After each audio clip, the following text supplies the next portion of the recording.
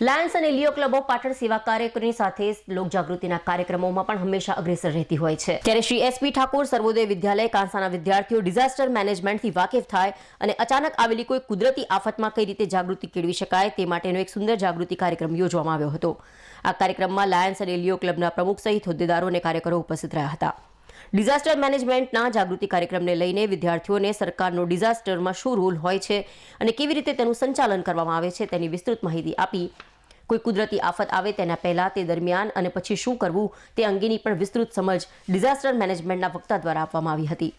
આ પ્રસંગે કાંસા વિદ્યાલયના આચાર્ય રાજ મહારાજા સહિત સ્કૂલ સ્ટાફ અને વિદ્યાર્થીઓ મોટી સંખ્યામાં ઉપસ્થિત રહીને ડિઝાસ્ટર મેનેજમેન્ટ અંગેની તાલીમ મેળવી હતી। આપણે ડિઝાસ્ટર કહીએ, હવે કોઈ પણ ડિઝાસ્ટર આવે ત્યારે સરકારે કોઈ પણ ડિઝાસ્ટર આપત્તિ આવે તો આપણે શું કરવું જોઈએ? હવે આપણે જે તમારે લાગુ પડે, આ તમે આખું લીગલ ફ્રેમવર્ક જોયું કે ભાઈ સરકારનું લીગલ ફ્રેમવર્ક શું છે, પણ હવે તમારે શું લાગુ પડે? મિત્રો, કોઈ પણ આપત્તિ આવે તો આપત્તિ આવ્યા પહેલાંની પરિસ્થિતિ, આપત્તિ દરમિયાનની પરિસ્થિતિ અને આપત્તિ પછીની પરિસ્થિતિ, આ ત્રણેયમાં આપણે શું કરવું જોઈએ, શું ના કરવું જોઈએ, એ બધું સરકાર દ્વારા આપણે માહિતી આપવા, તો આપણે એ જ શીખવાનું છે। હવે એક આપત્તિ લઈ અને હું તમને આ ત્રણે સ્ટેજ શીખવાડીશ।